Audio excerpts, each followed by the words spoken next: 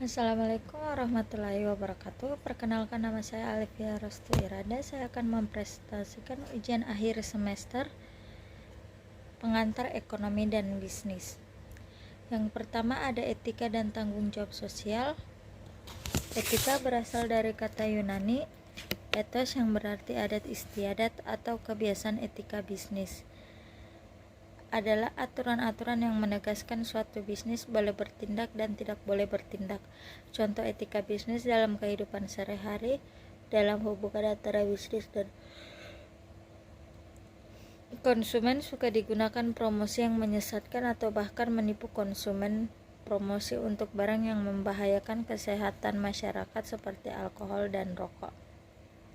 Tanggung jawab sosial adalah bentuk kepedulian perusahaan terhadap lingkungan eksternal.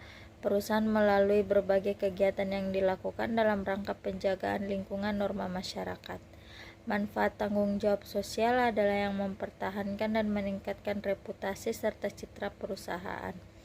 Yang kedua, mendapatkan lisensi untuk beroperasi secara sosial, melebarkan akses sumber daya bagi operasional usaha, mereduksi biaya misalnya terkait dampak pembuangan limbah. Tanggung jawab pemangku kepentingan atau stakeholder adalah pemangku kepentingan atau pihak yang berkepentingan. Stakeholder dapat dijumpai dimanapun, terutama dalam kegiatan bisnis, sehingga setiap perusahaan tidak lepas dari keberadaan tokoh penting tersebut. Menurut Freeman, stakeholders adalah suatu kelompok masyarakat ataupun individu yang saling mempengaruhi dan dipengaruhi oleh pencapaian tujuan tertentu dari organisasi. Menurut Wibisono, stakeholder adalah seseorang maupun kelompok yang punya kepentingan secara langsung atau tidak langsung bisa mempengaruhi atau dipengaruhi atas aktivitas dan eksistensi perusahaan.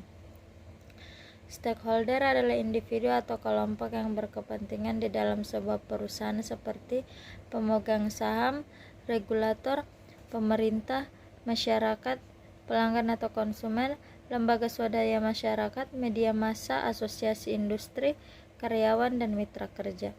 Bidang-bidang tanggung jawab sosial yang pertama ada bidang tanggung jawab sosial kepada karyawan, konsumen, lingkungan, dan kreditor. Bisnis dalam konteks global, bisnis internasional merupakan kegiatan bisnis yang dilakukan antar negara yang satu dengan negara yang lain. Dalam hal perdagangan internasional yang merupakan transaksi antar negara itu biasanya dilakukan dengan cara tradisional, yaitu dengan cara ekspor dan impor.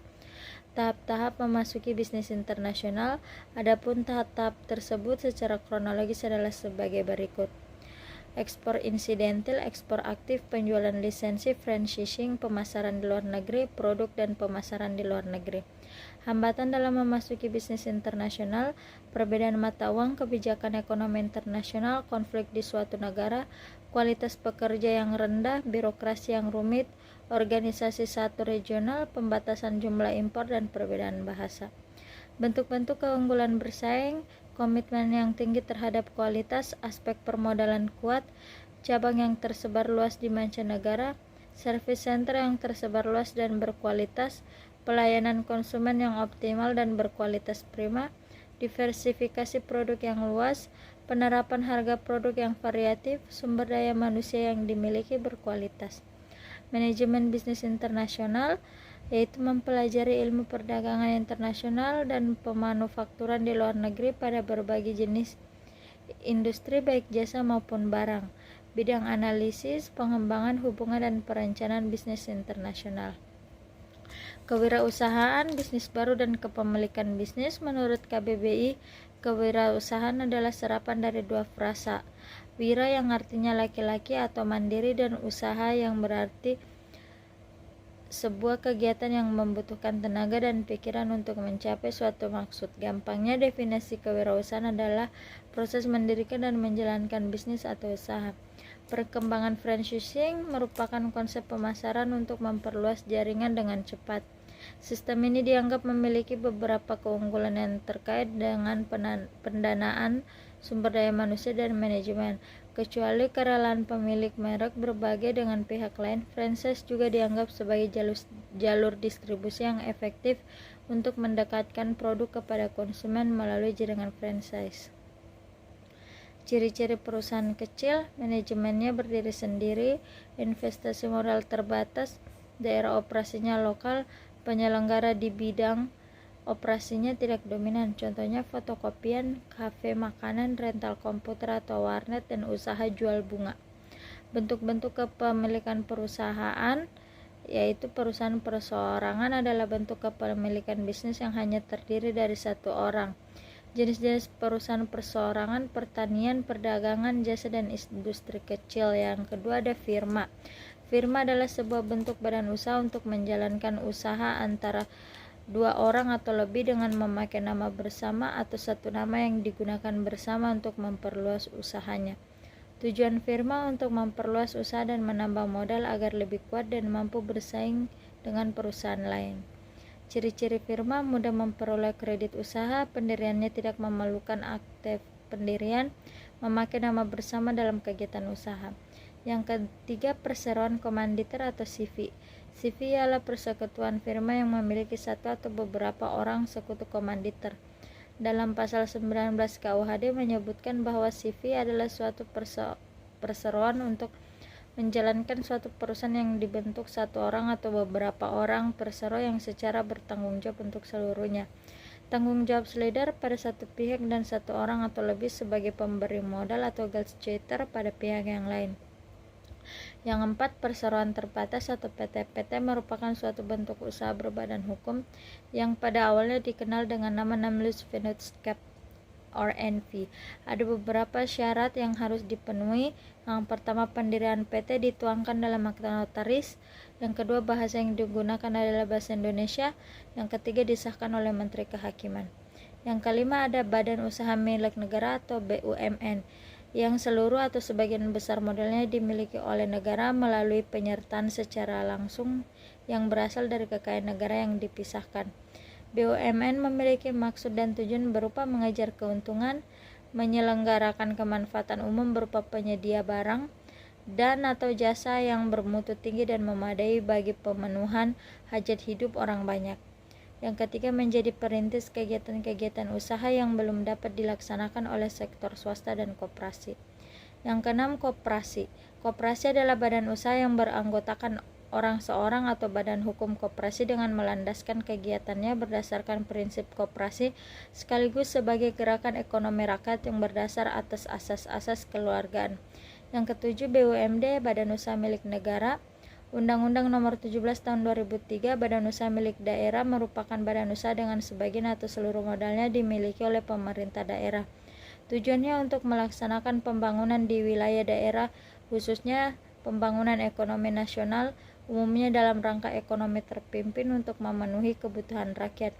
Contohnya BPD atau Bank Pembangunan Daerah, PDAM, Perusahaan Daerah Air Minum, dan Perusahaan Daerah Angkutan Kota atau Bus Kota.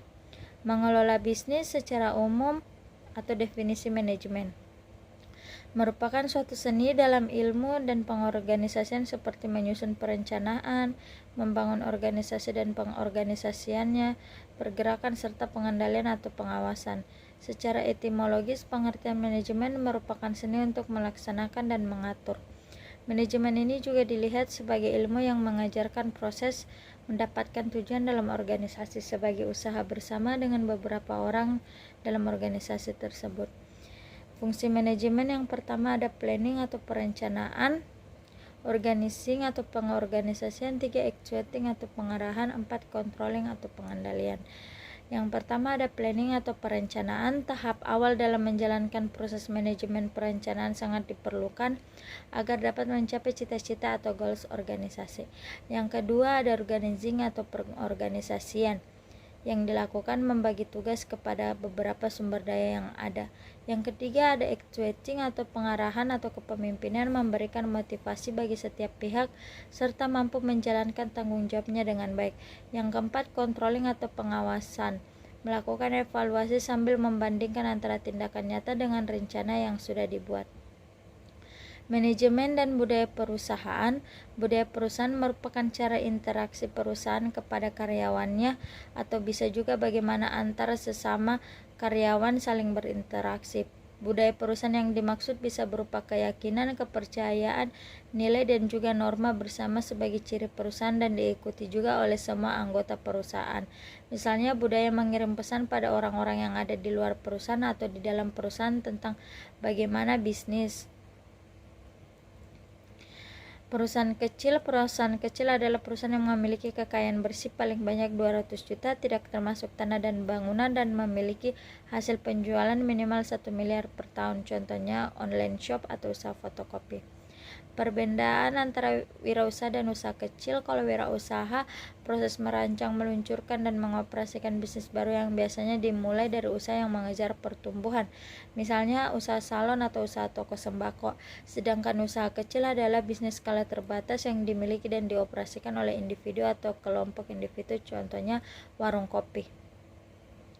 Pengorganisasian perusahaan bisnis. Yang pertama ada struktur fungsional yang pembagian kerjanya dilakukan berdasarkan tugas manajemen seperti keuangan, penciptaan, pemasaran. Yang kedua struktur divisional yang pengelompokannya didasarkan pada kesamaan produk, layanan, pasar, dan lokasi geografis. Yang ketiga struktur matriks yang digunakan oleh perusahaan berskala besar seperti perusahaan multinasional. Yang keempat struktur komite, struktur tugas dikerjakan secara kolektif oleh beberapa orang. Struktur organisasi yang bersifat temporer dan dibuat sewaktu-waktu demi menanggulangi suatu proyek yang bersifat tiba-tiba dan tidak terduga. Sekian presentasi dari saya, kurang dan lebihnya mohon dimaafkan. Assalamualaikum warahmatullahi wabarakatuh.